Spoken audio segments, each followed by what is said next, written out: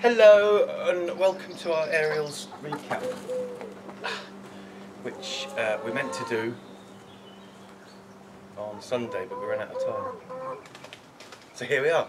So what did we look at? We started off with frog jumping, and we worked out, looked at the timing first, which went rock, step, down, up, bump, 1, 2, 3, 4.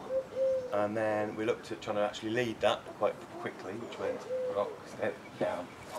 So I'm not jumping, I'm letting my hands come up as far as the uppy momentum will take them. Okay, good technique for followers. Always keep your feet apart, land safely, toe heel, feet apart, pushing up, trying to get your head through the ceiling, if you've got one. And then we tried it side by side, so it looked like this. 1, 2, down, boom.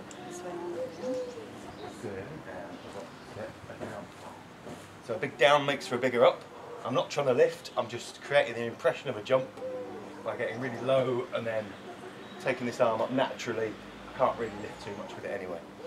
So then we looked at bringing this hand into play, just to make sure it's completely underneath her, and have a little practice at that. So rock, step, down, a boing, boing, boing, boing.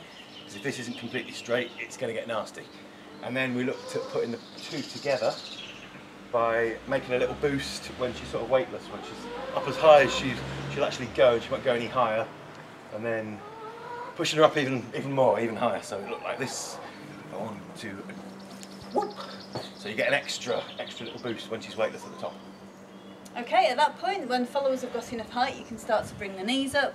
Remember, they sort of go round your arms, and in our position, I find it's most easy for this one to have my legs wrapped around Bruce's. Less likely to get kicked in the gut or in the face or anything like that. Get the height first, then start working on the knees. When you've got time.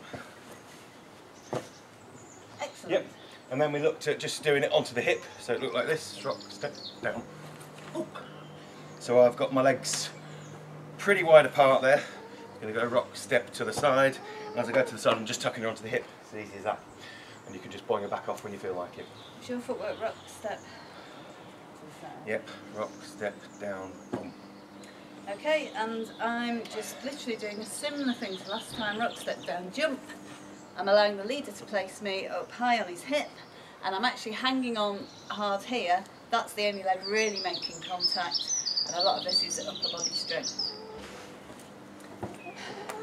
Then we tried to do the pancake in 10 minutes, which was a stupid idea, but we thought we'd do it anyway. And everyone did really well. So, main points, we just started off, we did the squash bug version rather than the handstand version. So it looked... Squash bug pancake. Should we try it, or should we just show it all the way through? Yeah. Yeah, we haven't warmed up for this, but check it out anyway. It's going to look something like this. 6, 7, 8. Something like that. It's a fairly basic version. So we started off assuming we'd gone rock, step, down. So we're going to count it rock, step, down, and then when we go up, we're just going to try and get a bum as high up on our chest as I can. So all we need to do, guys, is just stand up straight, and up she rolls. Okay, for followers it's important to maintain this position, unglamorous though it is, and show all 4 paws to the world at the same time.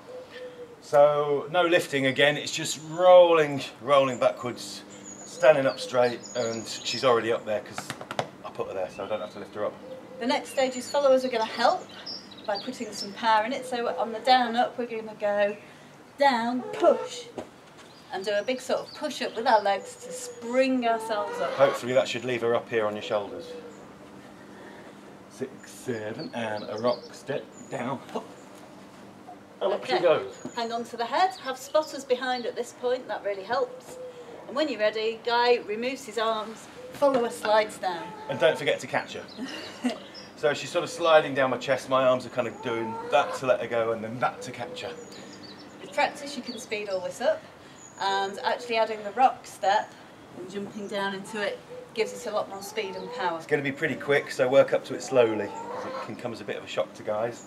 The handstand version, don't think we'll do that because we're not really warmed up, but you basically, oh, do you want to try it?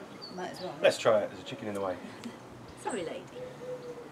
If you can do a handstand, if you can't, nip off and learn how to do a handstand and come back. Yeah, practice handstands up the wall with your feet just slightly apart because you want to avoid kicking him in the face.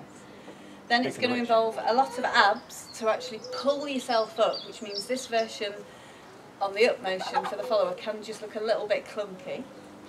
Give it a go. Okay, ready?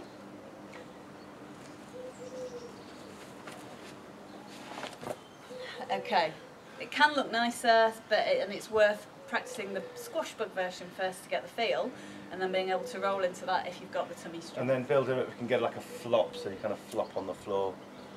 Or the classic ending isn't this one. Something like that anyway. Which is a lot to go through in 10 minutes, but I think we did pretty well. Everybody else did really well. I think we did pretty well, but everybody else in the class did amazingly well. So. Excellent. High five all round. Splat!